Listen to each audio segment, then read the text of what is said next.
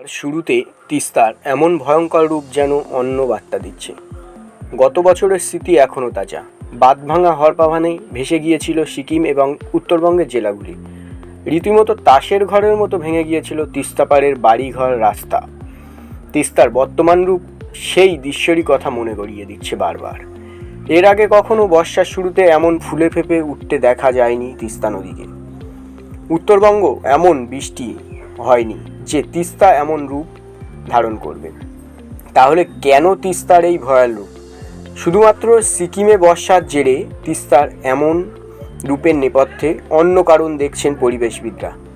গত অক্টোবরেও বাঁধভাঙা হরপা বাণী এর জন্য দায়ী হতে পারে বলে মনে করছেন পরিবেশবিদরা। আবার সেবকরংপো রেলপথ নির্মাণের জন্য তৈরি সুড়ঙ্গকেও দায়ী করছেন একাংশ। উত্তর সিকিমে বৃহস্পতিবার রাত পর্যন্ত বৃষ্টি হয়েছে প্রায় 223 মিলিমিটার এবং দক্ষিণ সিকিমে বৃষ্টি হয়েছে 120 মিলিমিটার। আগামী দুদিন আরও বৃষ্টিপাত হওয়ার পূর্বাভাস দিয়েছে আবহাওয়া দপ্তর। ফলে এই অবস্থায় আরও ভয়াল পরিস্থিতি হতে পারে বলে মনে করছেন।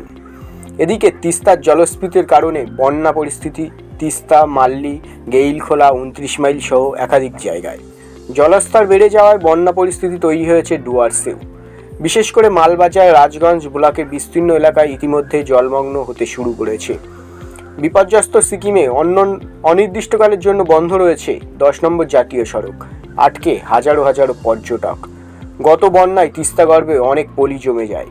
ফলে স্বাভাবিকভাবে নদীর গভীরতা অনেকটাই কমে গিয়েছে, যে কারণে সিকিমে বর্ষার ফলে এবার তিস্তা অল্পতেই ভয়ঙ্কর রূপ নিয়েছে। এখন সেরকম ভরা বর্ষাকাল নয়, আর সিকিমে এমন কিছু বৃষ্টি হয়নি যে তিস্তার জলস্তর অস্বাভাবিক বৃদ্ধি পাবে। কিন্তু আশঙ্কার বিষয় হলো, এখনই বর্ষার আগে তিস্তার যা পরিস্থিতি, তাতে ভরা বর্ষা পরিস্থিতিতে আরও খারাপ হতেই পারে। ফলে চাপ বাড়তে পারে শিলিগুড়ি সংলগ্ন এলাকা। Bureau report, BBP news.